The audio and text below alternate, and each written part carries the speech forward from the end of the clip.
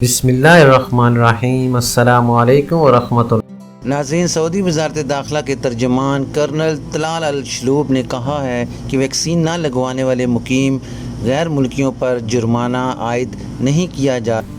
ناظرین، خبروں کی اہم ڈسکشن جاری رہے گی۔ نئے آنے والے حضرات سے گزارش کروں گا کہ جنہوں نے ابھی تک میرے چینل کو لائک، سبسکرائب اور شیئر نہیں کیا، کائنڈلی وہ میرے چینل کو لائک، سبسکرائب اور بیل نوٹیفیکیشن کو اوپن کر لیں تاکہ ہر نئی آنے والی معلوماتی خبر آپ تک بر وقت پہنچ سکے۔ تاہم مقررہ SOPs پر عمل کرنا ہر ایک کی ذمہ داری ہے تاکہ معاشرے کو اس وبا سے محفوظ رکھا جا سکے۔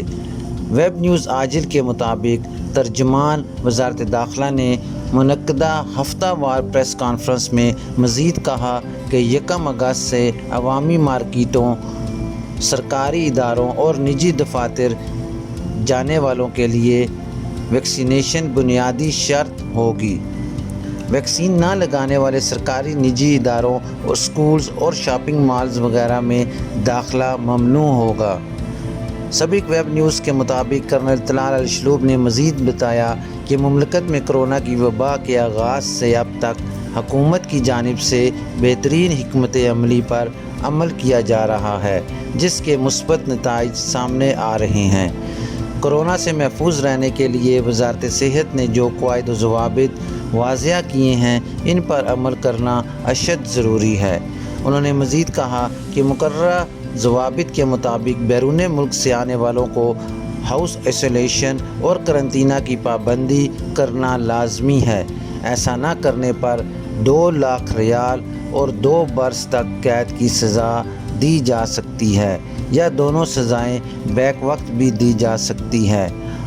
ہاؤس آئسولیشن کی خلاف ورزی کرنے والا اگر گرفتار غیر ملکی ہو تو اسے سزا پوری کرنے کے بعد مملکت یعنی سعودی عربیہ سے بے دخل کر کے ہمیشہ کے لیے بلیک لسٹ یعنی بین کر دیا جاتا ہے۔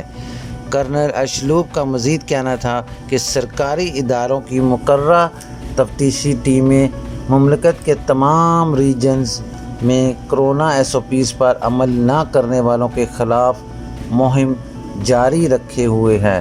ناظرین، ایک بار آپ کو پھر سے بتاتا چلوں کہ تاہم مقررہ SOPs پر عمل کرنا ہر ایک کی ذمہ داری ہے تاکہ معاشرے کو اس وبا سے محفوظ رکھا جا سکے۔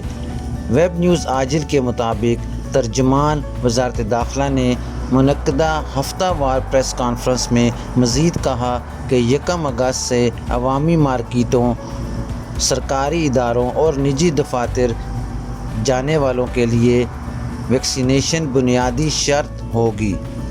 ویکسین نہ لگانے والے سرکاری نجی اداروں اور سکولز اور شاپنگ مالز وغیرہ میں داخلہ ممنوع ہوگا۔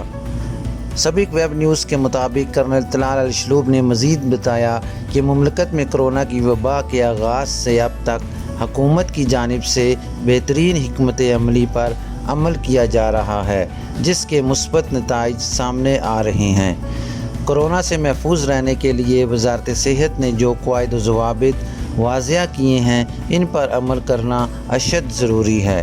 انہوں نے مزید کہا کہ مقررہ ضوابط کے مطابق بیرون ملک سے آنے والوں کو ہاؤس آئسولیشن اور قرنطینہ کی پابندی کرنا لازمی ہے۔ ایسا نہ کرنے پر 2 لاکھ ریال اور 2 برس تک قید کی سزا دی جا سکتی ہے یا دونوں سزائیں بیک وقت بھی دی جا سکتی ہے۔